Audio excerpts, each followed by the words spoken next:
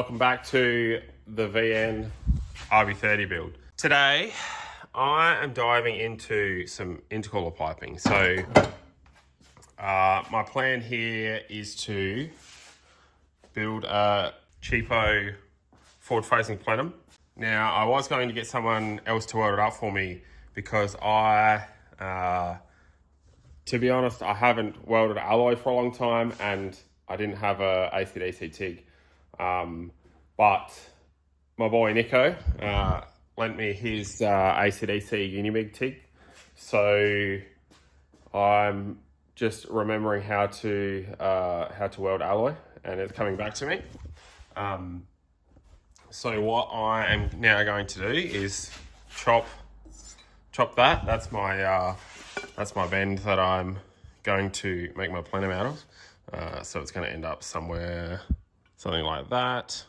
So yeah, basically I'm going to weld it on there. So I'm going to chop that off now. I also, got to dive into intercooler piping. Now, I was going to do stainless piping, but I went and bought some bends. And they're too expensive, to be honest. I don't want to waste money where I don't need to. So I have decided I'm going to do aluminium intercooler piping. So it's just as easy, probably easier if anything. So that's my stainless bends that I bought. We'll put them aside for another project though.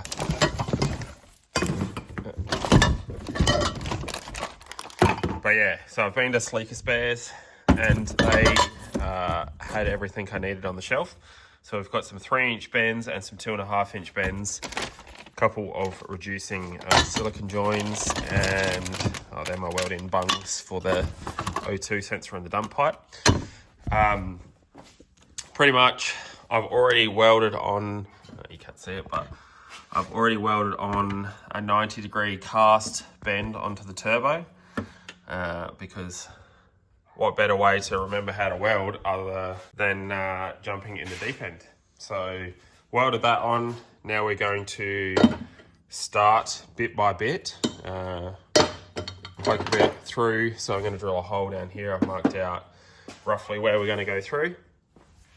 And then come down through here and back in there. So my goal here is obviously trying to use all my reducers in silicon. That way I only have to do the one size pipe from here up to the turbo. So that side is going to be 2.5-inch and this side is going to be 3-inch. So I haven't got another bit of silicon for that yet, but I'll get that soon. So yeah, basically 3-inch on this side, 90 out of there, 90 up through the original battery tray. And then haven't decided yet. I might go do a 45 and then just have a little straight piece up here with a bit of silicon here and a bit of silicon there. Now, I really want to limit how much silicon I have on this. Really, it's just there for flex, like a little bit of flex and vibration. But I also want to limit it because obviously you pop an intercooler hose off and it causes problems. So yeah, I might make up some cheeky little brackets to hold that bit of pipe, but I'm not sure yet. It's just my only concern is because it's actually going to be quite a long piece of pipe. So obviously 90, up through 45, and then a bit of straight pipe there, right? So the throttle body will be up here somewhere. So basically from there down through there to there, it's actually going to be quite a long piece of pipe.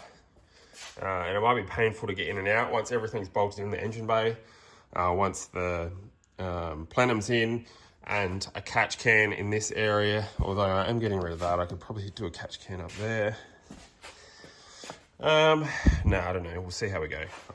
I'd like to make that side in 2 pieces anyway, especially by the time we get a fan in here. Whether I go, pretty confident I'm going to go thermos, unless I found a RB30, like a VL fan shroud or something, but I'm not sure.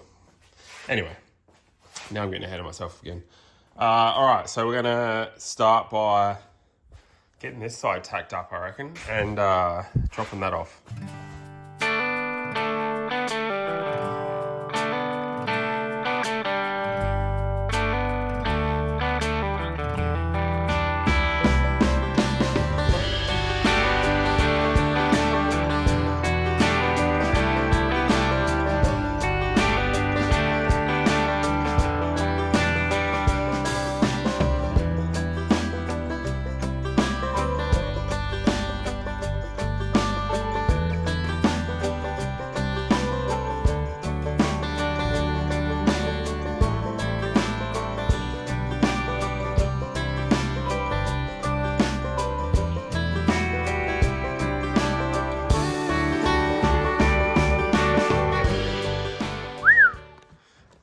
All right, that looks better. Obviously, it's only tacked up. But I've made a mess by cutting her up and getting a couple tacks on there. Obviously, I still need to put a cap on that end. I'm going to, when I make that cap, I'm going to make it so that I can put a couple of like nipples off the end of that to go to other hoses, various hoses on the car. But yeah, I reckon that turned out pretty good so far. Total cost for that forward-facing plenum, $28. I mean, not including some filler wire and some gas and whatnot, but that bend, that was, yeah, 28 bucks. So pretty good, pretty good, pretty good. I'm gonna have to make some form of mount down here for that one, but that's easy enough to deal with. Yeah. Also got these fancy, I'm sure everybody's seen them, fittings, direct screw in to replace these standard like hose nipple thingies. But yeah, they're pretty nifty. Saves me welding, cleaning a dirty rock cover to weld it. So screw straight in, 2 of them, bingo bango. That will do for the catch can when I sort that out. All right, I've got another question.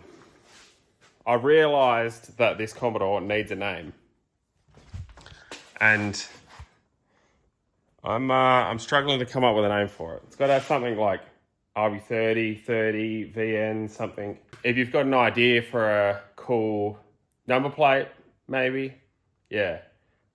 So like, not too long, but if you've got a cool idea, cool name or something, drop a comment below.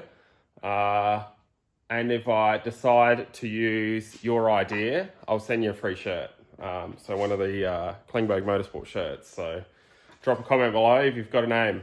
Let us know what you reckon. For now, time to get stuck into some more intercooler pipe here. Time to make more of a mess.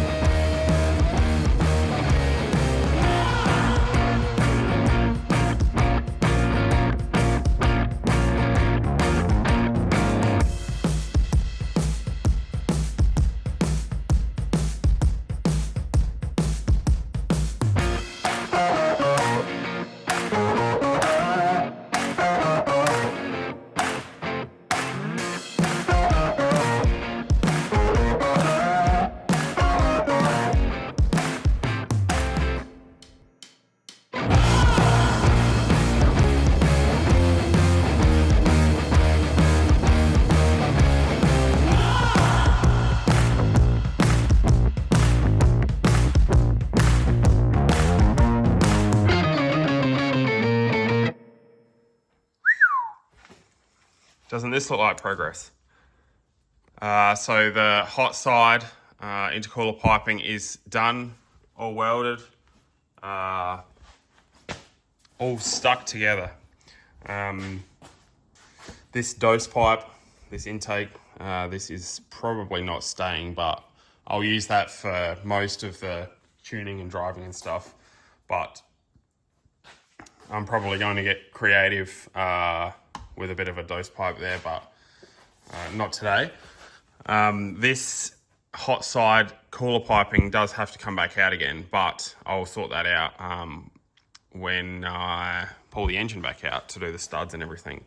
So I still have to bead roll the ends, but it's all in there pretty well. It's pretty much going to clear the bumper support, but the bumper support might need a little bit of a trim, but I had to trim that out a little bit. Probably didn't have to in the end, but depends, when I bead rolled it, how it sits sort of thing, once it's got a clamp on it.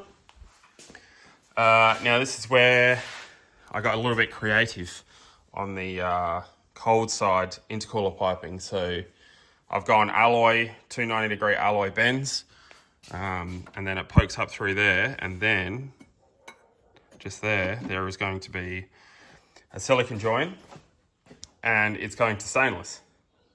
Why, you ask? Because this airflow meter contraption that I made, this is originally off the Corolla back in the day.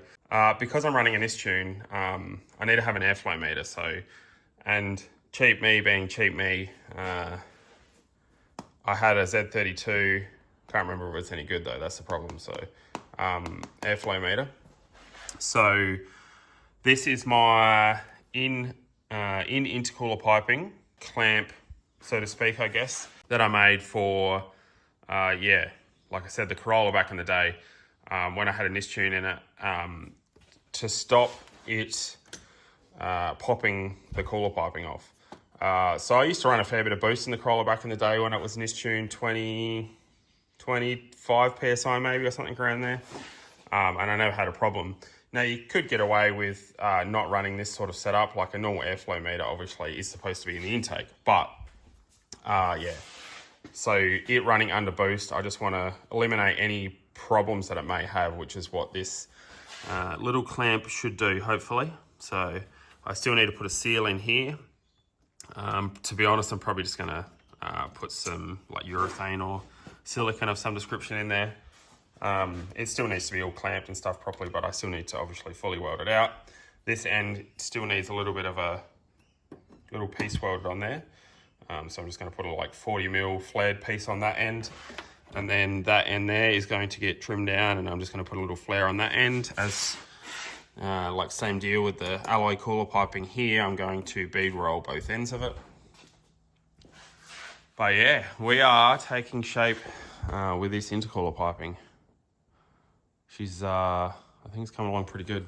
Still need to work on throttle cable mounting in here somewhere, but I've looked into it and I think I'm probably going to mount it off of these bolts on the throttle body.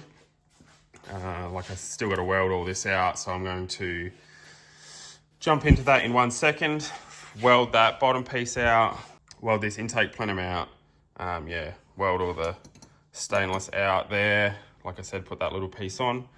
Then diving into, like I said earlier in the video, the wastegate plumbing here. So we need to poke that down through this area somewhere.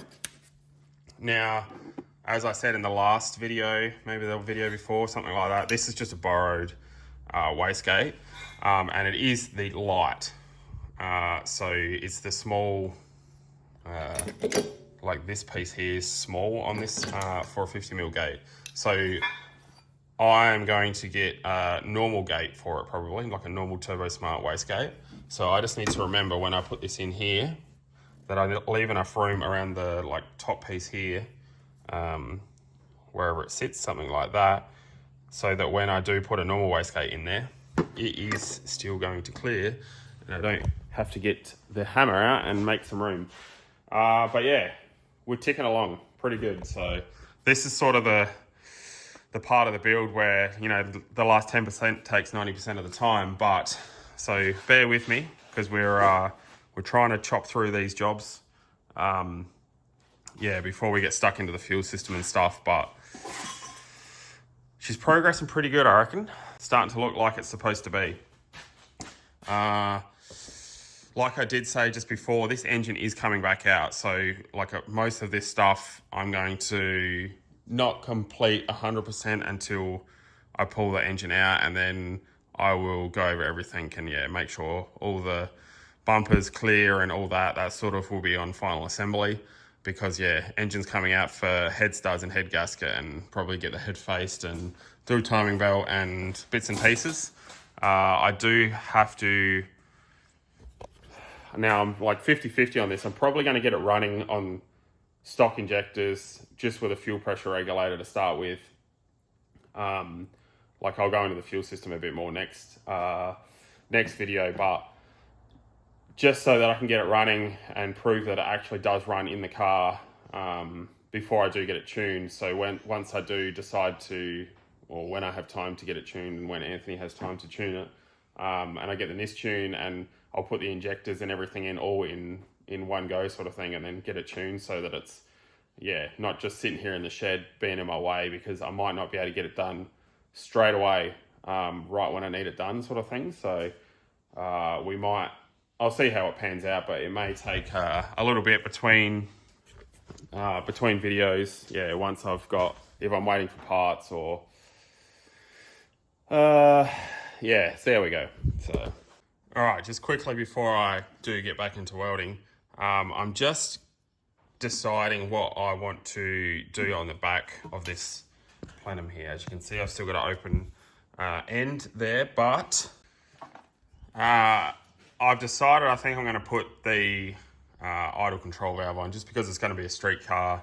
I don't want it to be a pain, especially being manual. I mean, probably get away with it a bit more being manual anyway, but so I've actually decided that I'm going to sneak this sucker back in here, like, how does it sit? Come on, Jared. You can do it. All right, there we go. Something like that.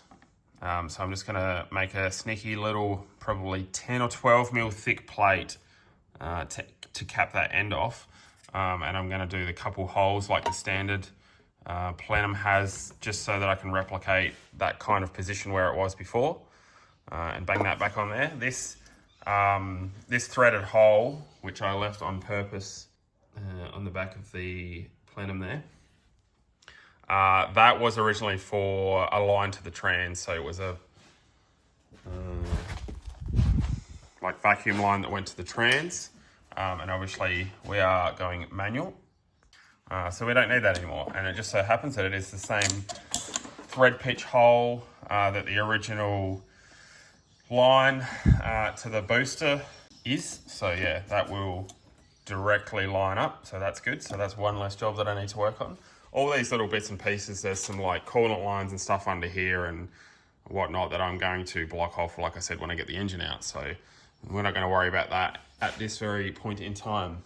I'll give you this week's tech tip, if you didn't already know, and you're only using an angle grinder, as you can see, to make a mess here, to cut aluminium. You're like me, you don't have a bandsaw. All you need to do is get a little bit of wax. In this case, this is a like tea light candle thingy, and with the grinder going, you just rub that on there, and it works its magic, and it will cut through aluminium like butter. So I presume it's 50-50 of it's a bit of lubrication for the cut, but it also probably stops the pores in the like grinding disc from clogging up with the aluminium and overheating. So yeah, it'll just cut through any alloy. So there's your tech tip for this week. It also works on flat discs. If you're cleaning up aluminium, same thing. Rub a little bit on there and bingo bango. So yeah, anyway, once again, enough rambling. Let's get stuck into some welding.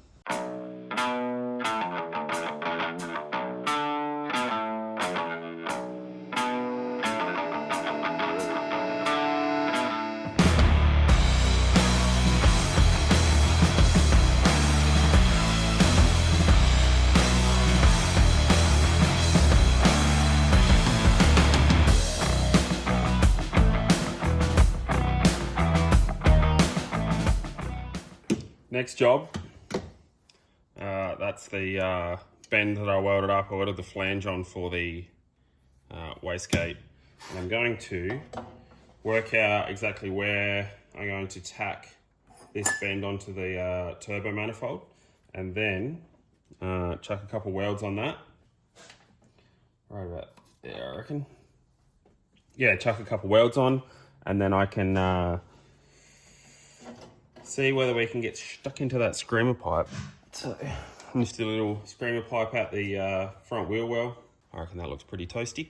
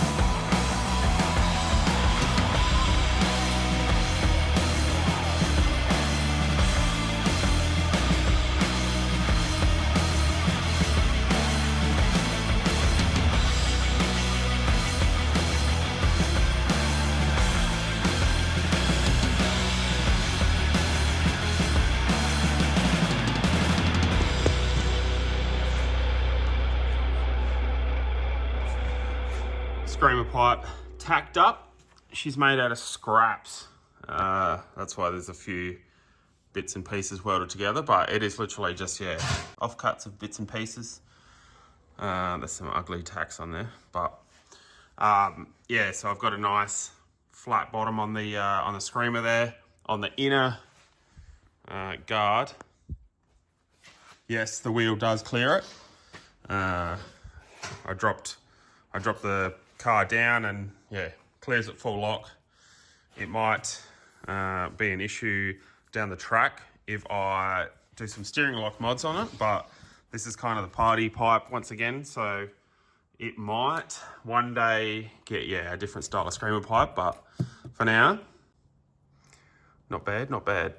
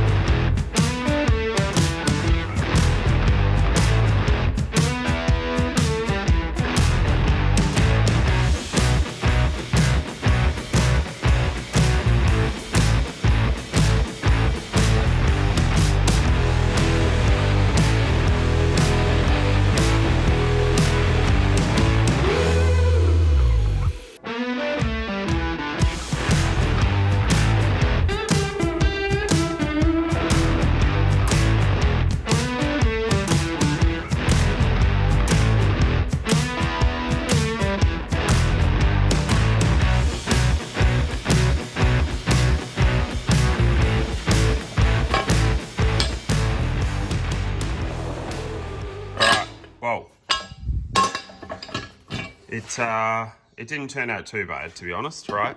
So I was trying to work out the last time that I actually properly welded aluminium, and I reckon it was more than 10 years ago, I reckon, other than like a tack here or there or whatever. But yeah, the last time I had actually good working AC/DC TIG, probably 10 years ago. So I had to do some retraining there, but just like riding a bike, I guess.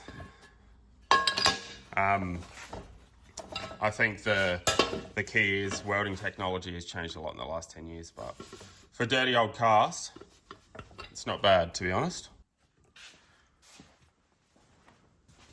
Yeah, she's not bad. Like I said, I'm not gonna get a job at Plasma Man or Hypertune anytime soon, but I am going to buy an AC/DC TIG pretty soon because this parts delivery rack that I've got sitting in the corner might be making an appearance soon, and I'm going to try and do like mostly alloy stuff on that,